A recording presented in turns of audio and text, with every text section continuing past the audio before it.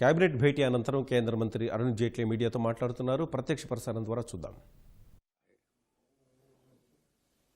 और ये रिजर्वेशंस वाला प्रावधान अभी तक 1993 का पारित हुआ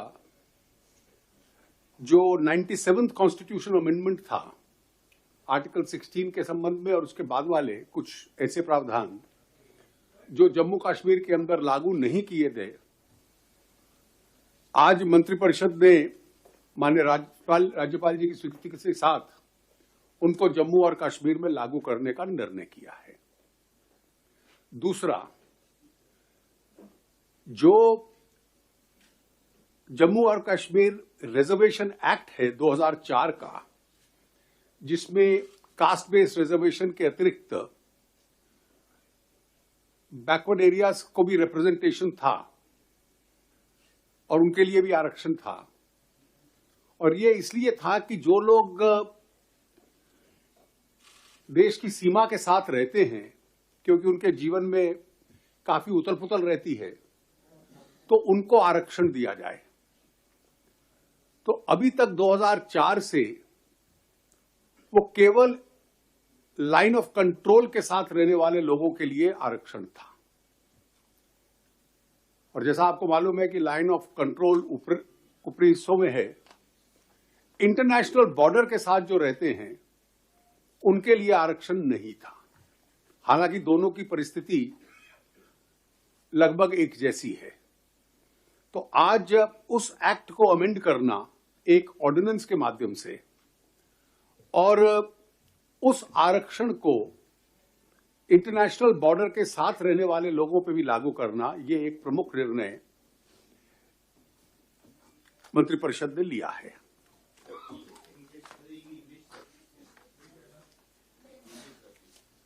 There is an important two decisions with regard to Jammu and Kashmir because of the provisioning of Article 370. All laws passed by the center, including constitutional changes, etc., have to be approved there by the assembly or the state so that they could be applied in the state. Now, provisions with regard to reservations of SC, ST, OBC, which were brought in 1993 by the 97th Amendment, had not been made applicable to the states till today. So, with the consent of the governor, the same has been made applicable by amending the 1954 constitutional order. Similarly, the 10% reservation, this I did not say in Hindi, so I am reiterating it now, meant for economically weaker sections, which was the constitution amendment passed recently, has also been made applicable to the state. There is a third change, that the reservation for certain areas which conventionally people have lived a disturbed life because they are on the national borders or the line of control. Under the 2004 Jammu and Kashmir Reservation Act, that reservation existed only for those living next to the line of control. The same criteria will now apply and be applicable to those living next to the international border. कुछ developmental projects थे जो आज clear किए गए। एक प्रमुख developmental project था कि राजकोट में एक नया ग्रीनफील्ड एयरपोर्ट, ये 1405 करोड़ की लागत से होगा। एयरपोर्ट अथॉरिटी ऑफ इंडिया इसको इनिशियली डेवलप करेगी, कॉरपोरेट मॉडल होगा इसका, कोई स्पेशल पर्पस व्हीकल बनाएगी, और इसको बाद में इसकी इक्विटी क्या हो वो एयरपोर्ट अथॉरिटी ऑफ इंडिया तय करेगी।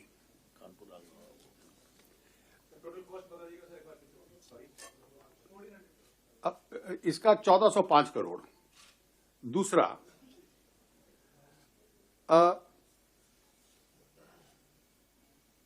एशियन डेवलपमेंट बैंक की असिस्टेंस से नॉर्थ ईस्टर्न स्टेट्स में एक इन्वेस्टमेंट प्रोग्राम है which is called the north east road sector development scheme. इसमें part funding Asian development bank की तरफ से आ रही है और इसमें स्टेट हाईवेज और डिस्ट्रिक्ट रोड्स दोनों कवर होंगे और इसकी जो रिवाइज्ड कॉस्ट है नॉर्थ ईस्ट के लिए 433.7 किलोमीटर्स के लिए वो ₹2144.56 करोड़ के साथ इसको अप्रूव किया गया है। तीसरा, 4-लेनिंग ब्रिज ओवर रिवर ब्रह्मपुत्र नदी के ऊपर 4-लेन ब्रिज डुबरी और फुलबरी मेघालय के बीच में, इसकी टोटल लेंथ जो होगी वो 19.28 करोड़ होगी और ये 50 किलोमीटर की जर्नी को अब उस तरीके से ये 19.50 200+ किलोमीटर को, और इसमें जो टाइमिंग सेव होगा, जो डिस्टेंस है इस ब्रिज के बनने से वो बहुत होगा। रवि जी मुझे बतला रहे हैं कि लगभग 200 किलोमीटर घट करके 19 किलोमीटर, 200 किलोमीटर का जो ट्रैवलिंग डिस्टेंस है वो घट के 19 का होगा। All India Institute of Medical Science Manethi, इसको रेवाड़ी डिस्ट्रिक्ट में जो हरियाणा के अंदर जिसका निर्णय लिया था सरकार ने, उसको आज मंत्रिपरिषद ने अप्रूवल दे दिया 1299 करोड़ रुपए की लागत के साथ। उसी प्रकार से दिल्ली में जो all India Institute of Medical science है, इसको वर्ल्ड क्लास यूनिवर्सिटी बनाने की दृष्टि से इसका एक रीडेवलपमेंट प्लान, और उस रीडेवलपमेंट प्लान में जितनी भी लैंड फैसिलिटी यहां पर है वो मेडिकल सर्विसेज के लिए और एजुकेशनल सेंटर के लिए इस्तेमाल हो और उसका ऑप्टिमम यूटिलाइजेशन हो, उस मास्टर प्लान को एक इन प्रिंसिपल अप्रूवल आज मंत्रिपरिषद ने दिया और इसके जो खर्चा वगैरह है ये आपको मिनिस्ट्री का भी प्रेस रिलीज मिल जाएगा कि कितना इसमें प्रोजेक्ट पे खर्चा होगा, ताकि जितने पेशेंट्स को एम्स, क्योंकि प्राइमरी मेडिकल सेंटर है देश का, तो करता है ताकि उसकी पेशेंट कैपेसिटी और ऑगमेंट हो जाए। फेम फेज 2, फेज 1 यानी फेम का अर्थ है faster adoption and manufacturing of electrical vehicles, उसके लिए फेज 2 जो है, जो 2019 से 3 वर्ष के लिए 1 अप्रैल 2019 से होगा, 10,000 करोड़ के रुपए की लागत के साथ इसको आज मंत्रिपरिषद ने अप्रूवल दे दिया है। नेशनल मिनरल पॉलिसी को अप्रूवल दिया गया है, जिसमें मिनरल का एलोकेशन, मिनरल का रेवेन्यू शेयरिंग एक्सेट्रा, उसके सारे सिद्धांत इसके अंदर होंगे। National policy on software products IT विभाग का है। रवि जी इसके बारे में आपको अलग से जानकारी दे देंगे। जो पब्लिक सेक्टर पीएसयूज और सीपीएसईज या फिर एनिमी प्रॉपर्टी एक्ट के तहत जो प्रॉपर्टी सरकार के अधिकार में आ रही है, उसका डाइवेस्टमेंट का जो प्रोसीजर है वो अलग से एक डिटेल प्रोसीजर, और जिसमें स्पेशली एम्पावर्ड ग्रुप होगा जो उसमें अल्टीमेटली डिसीजंस लेता है, जैसे कि डिसइन्वेस्टमेंट में बाकी है, उस पॉलिसी को भी आज अप्रूवल दिया गया है। आरबीआई का नेशनल हाउसिंग बैंक में शेयर होल्डिंग बढ़े, उसमें 1450 करोड़ सरकार के ऊपर जो उसका बर्डन है, उसको आज मंत्रिपरिषद ने अपना अप्रूवल दिया है। इसके साथ साथ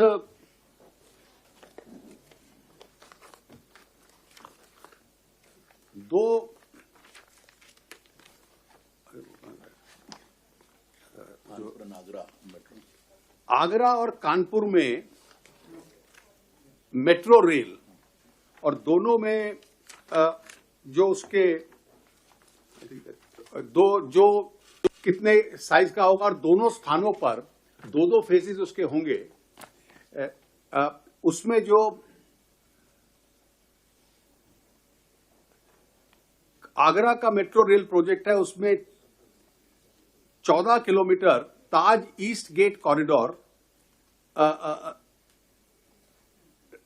पे होंगे और 14 स्टेशन ऑल एलिवेटेड कालिंदी विहार कॉरिडोर, 2 कॉरिडोर होंगे 8,379 करोड़ के व्यय के साथ। और कानपुर मेट्रो के भी इसी प्रकार से 2 कॉरिडोर बनेंगे।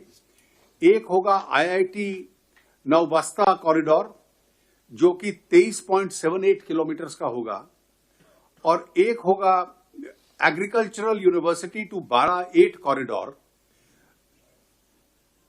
इसको 5 वर्ष में कंप्लीट किया जाएगा और ये 11,076 करोड़ रुपए की लागत से कंप्लीट किया जाएगा।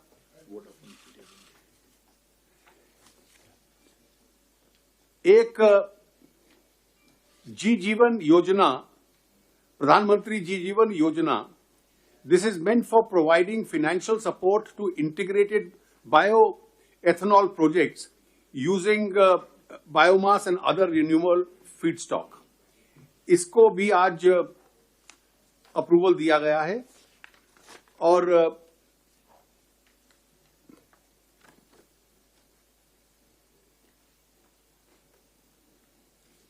एक इन्वेस्टमेंट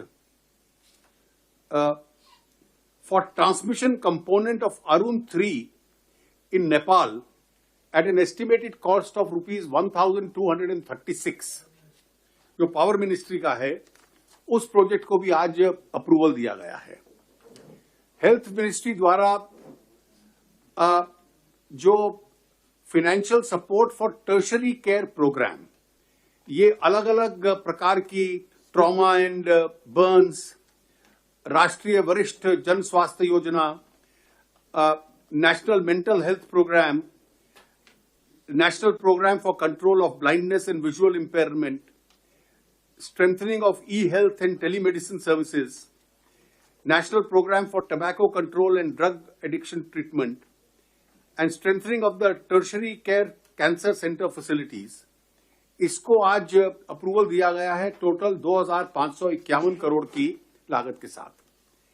एक FDI प्रपोजल था, नॉर्मली एक सीमा तक वो मंत्रालयों में अप्रूव होते हैं, लेकिन एक सीमा से अधिक हों तो ये बड़ा FDI प्रोजेक्ट था वोडाफोन आइडिया लिमिटेड का, जिन्होंने foreign direct investment of more than ₹5,000 crore which में extend up to ₹25,000 crore for the company को कैबिनेट कमेटी ने अप्रूवल आज दी है। जो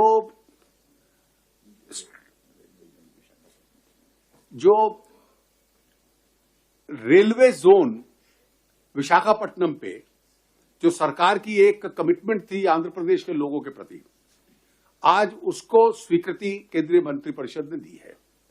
the cabinet today approved the proposal for setting up of a railway zone at Visakhapatnam. There are just 2 more items I have to inform you.